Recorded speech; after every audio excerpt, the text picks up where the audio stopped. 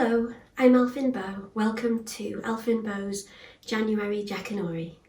Get yourself cosy and comfortable and listen to the story of Hansel and Gretel. Hard by a great forest dwelt a poor woodcutter with his wife and his 2 children. The boy was called Hansel and the girl Gretel. He had little to bite and to break, and once when great dearth fell on the land, he could no longer procure even daily bread. Now, when he thought over this by night in bed, and tossed about it in his anxiety, he groaned and said to his wife, "What is to become of us? How are we to feed our poor children, when we no longer have anything even for ourselves?" "I'll tell you what, husband," answered the woman. "Early tomorrow morning we will take the children out into the forest to where it is the thickest. There we will light a fire for them and give each of them 1 more piece of bread, and then we will go to our work and leave them alone. They will not find the way home again, and we shall be rid of them." "No, wife," said the man, "I will not do that. How can I bear to leave my children alone in the forest? The wild animals would soon come and tear them to pieces." "Oh, you fool," said she, "then we must all 4 die of hunger. You may as well plane the planks for our coffins." And she left him no peace until he consented. "But I feel very sorry for the poor children, all the same," said the man. The 2 children had also not been able to sleep for hunger, and had heard what their stepmother had said to their father. Gretel wept bitter tears and said to Hansel, "Do not distress yourself. I will soon find a way to help us." And when the old folks had fallen asleep, he got up, put on his little coat, opened the door below and crept outside. The moon shone brightly, and little pebbles which lay in front of the house glittered like real silver pennies. Hansel stooped and stuffed the little pocket of his coat with as many as he could get in. Then he went back and said to Gretel, "Be comforted, dear little sister, and sleep in peace. God will not forsake us." And he lay down again in his bed. When day dawned, but before the sun had risen, the woman came and awoke the 2 children, saying, "Get up, you sluggards! We are going into the forest to fetch wood." She gave each a little piece of bread and said, "There is something for your dinner, but do not eat it up before then, for you will get nothing else." Gretel took the bread under her apron, as Hansel had the pebbles in his pocket. Then they all set out together on the way to the forest. When they had walked a short time, Hansel stood still and peeped back at the house, and did so again and again. His father said, "Hansel, what are you looking at there and staying behind for? Pay attention and do not forget how to use your legs." "Ah, father," said Hansel, "I'm looking at my little white cat which is sitting up on the roof and wants to say goodbye to me." The wife said, "Fool, that is not your little cat, that is the morning sun which shines on the chimneys." Hansel, however, had not been looking back at the cat, but had been constantly throwing one of the white pebble stones out of his pocket onto the road. When they had reached the middle of the forest, the father said, "Now, children, pile up some wood and I will light a fire that you may not be cold." Hansel and Gretel gathered brushwood together, as high as a little hill. The brushwood was lighted, and when the flames were burning very high, the woman said, "Now, children, lay yourselves down by the fire and rest. We will go into the forest and cut more wood. When we have done, we will come back and fetch you away." Hansel and Gretel sat by the fire, and when noon came, each ate a little piece of bread, and as they heard the strokes of the wood axe, they believed their father was near. It was not the axe, however, but a branch which he had fastened to a withered tree, which the wind was blowing backwards and forwards, and as they had been sitting such a long time, their eyes closed with fatigue, and they fell fast asleep. When at last they awoke, it was already dark night. Gretel began to cry and said, "How are we to get out of the forest now?" But Hansel comforted her and said, "Just wait a little until the moon has risen, and then we will soon find the way." And when the full moon had risen, Hansel took his little sister by the hand and followed the pebbles which shone like newly coined silver pieces and showed them the way. They walked the whole night long, and by break of day came once more to their father's house. They knocked at the door, and when the woman opened it and saw that it was Hansel and Gretel, she said, "You naughty children, why have you slept so long in the forest? We thought you were never coming back at all." The father, however, rejoiced, for it had cut him to the heart to leave them behind alone. Not long afterwards, there was once more great dark throughout the land, and the children heard their mother saying at night to their father, "Everything is eaten again. We have 1/2 loaf left, and that is the end. The children must go. We will take them further into the wood, so that they will not find their way out again. There is no other means of saving ourselves." The man's heart was heavy, and he thought, "It would be better for you to share this last mouthful with your children." The woman, however, would listen to nothing that he had to say, but scolded him and reproached him. The children, however, were still awake and had heard the conversation. When the old folks were asleep, Hansel again got up and wanted to go out and pick pebbles up as he had done before. But the woman had locked the door, and Hansel could not get out. Nevertheless, he comforted his little sister and said, "Do not cry, Gretel. Go to sleep quietly. The good God will help us." Early in the morning came the woman and took the children out of their beds. Their piece of bread was given to them, but it was still smaller than the time before. On the way into the forest, Hansel crumbled his in his pocket and often stood still and threw a morsel on the ground. "Hansel, why do you stop and look round?" said the father. "Go on."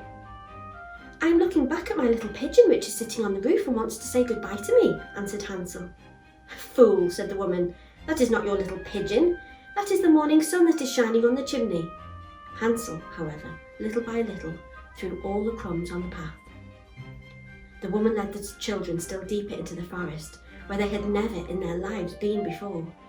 Then a great fire was again made, and the mother said, "Just sit there, you children, and when you are tired you may sleep a little. We are going into the forest to cut wood, and in the evening when we are done we will come to fetch you away."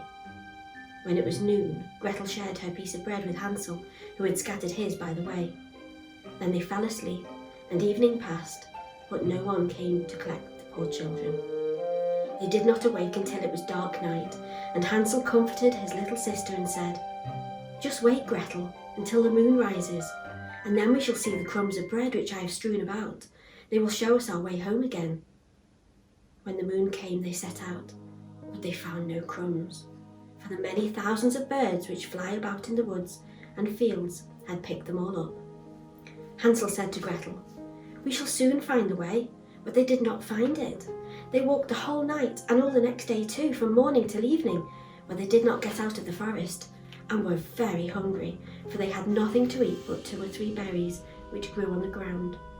And as they were so weary that their legs would carry them no longer, they lay down beneath a tree and fell asleep. It was now 3 mornings since they had left their father's house. They began to walk again, but they always came deeper into the forest, and if help did not come soon, they must die of hunger and weariness. When it was midday, they saw a beautiful snow-white bird sitting on a bough, which sang so delightfully that they stood still and listened to it. And when its song was over, it spread its wings and flew away before them, and they followed it until they reached a little house, on the roof of which it alighted. And when they approached the little house, they saw that it was built of bread and covered with cakes, but that the windows were of clear sugar. "We will set to work on that," said Hansel, "and have a good meal. I will eat a bit of the roof, and you, Gretel, can eat some of the window. It'll taste sweet." Hansel reached up above and broke off a little of the roof to try how it tasted, and Gretel leant against the window and nibbled at the panes. Then a soft voice cried from the parlour, "Nibble, nibble, gnaw, who is nibbling at my little house?" The children answered, the wind, the heaven-born wind," and went on eating without disturbing themselves. Hansel, who liked the taste of the roof, tore down a great piece of it, and Gretel pushed out the whole of one round window pane, sat down, and enjoyed herself with it. Suddenly, the door opened, and a woman as old as the hills, who supported herself on crutches, came creeping out. Hansel and Gretel were so terribly frightened that they let fall what they had in their hands. The old woman, however, nodded her head and said, "Oh, you dear children, who has brought you here? Do come in and stay with me. No harm shall happen to you." She took them both by the hand and led them into a little house.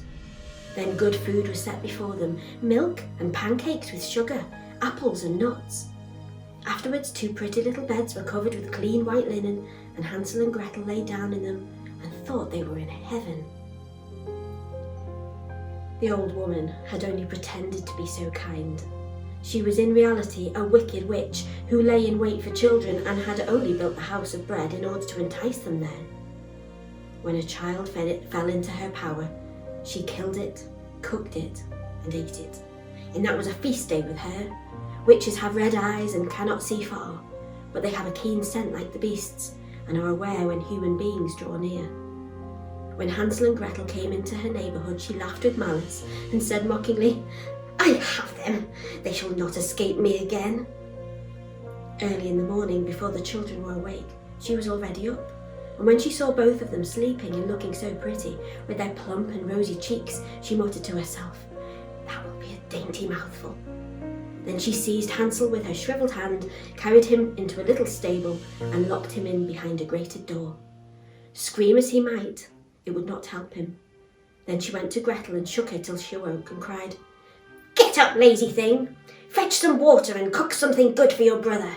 He is in the stable outside and is to be made fat. When he is fat, I will eat him." Gretel began to weep bitterly, but it was all in vain, for she was forced to do what the wicked witch commanded. And now the best food was cooked for poor Hansel, but Gretel got nothing but crab shells. Every morning the woman crept to the little stable and cried, "Hansel, stretch out your finger that I may feel if you will soon be fat." Hansel, however, stretched out a little bone to her, and the old woman, who had dim eyes, could not see it and thought it was Hansel's finger, and was astonished that there was no way of fattening him. When 4 weeks had gone by and Hansel still remained thin, she was seized with impatience and would wait no longer. "Now then, Gretel," she cried to the girl, "stir yourself and bring some water. Let Hansel be fat or lean, tomorrow I will kill him and cook him." Oh, how the poor little sister did lament when she had to fetch the water, and how her tears did flow down her cheeks. "Dear God, do help us," she cried. "If the wild beasts in the forest had but devoured us, we should at any rate have died together." "Just keep your noise to yourself," said the old woman. "It won't help you at all." Early in the morning, Gretel had to go out and hang up the cauldron with the water and light the fire. "We will bake first," said the old woman. "I have already heated the oven and kneaded the dough." She pushed poor Gretel out to the oven, from which the flames of fire were already darting. "Creep in," said the witch, "and see if it is properly heated, so that we can put the bread in." And once Gretel was inside, she intended to shut the oven and let her bake in it, and then she would eat her too. But Gretel saw what she had in mind and said, "I do not know how I am to do it. How do I get in?" "Silly goose," said the old woman. "The door is big enough, look. I can get in myself." And she crept up and thrust her head into the oven. Then Gretel gave her a push that drove her far into it, and shut the iron door and fastened the bolt. Then she began to howl quite horribly, but Gretel ran away, and the godless witch was miserably burnt to death. Gretel, however, ran like lightning to Hansel, opened his little stable and cried, "Hansel, we are saved! The old witch is dead!" Then Hansel sprang like a bird from its cage when the door was opened. How they did rejoice and embrace each other and dance about and kiss each other. And as they no longer had any need to fear her, they went into the witch's house, and in every corner there stood chests full of pearls and jewels. "These are far better than pebbles," said Hansel, and thrust into his pocket whatever could be got in. And Gretel said, "I too will take something home with me," and filled her pinafore full.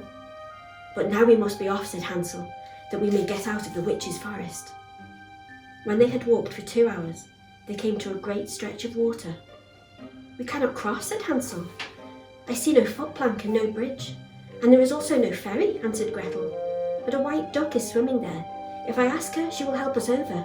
Then she cried, little duck, dost thou see? Hansel and Gretel are waiting for thee. There's never a plank or bridge in sight. Take us across on thy back so white." The duck came to them, and Hansel seated himself on its back and told his sister to sit by him. "No," replied Gretel, "that will be too heavy for the little duck. She shall take us across one after the other." The good little duck did so, and when they were once safely across and had walked for a short time, the forest seemed to be more and more familiar to them, and at length they saw from afar their father's house. Then they began to run, rushed into the parlour and threw themselves around their father's neck. The man had not known one happy hour since he had left the children in the forest. The woman, however, was dead. Gretel emptied her pinafore until pearls and precious stones ran about the room, and Hansel threw one handful after another out of his pocket to add to them.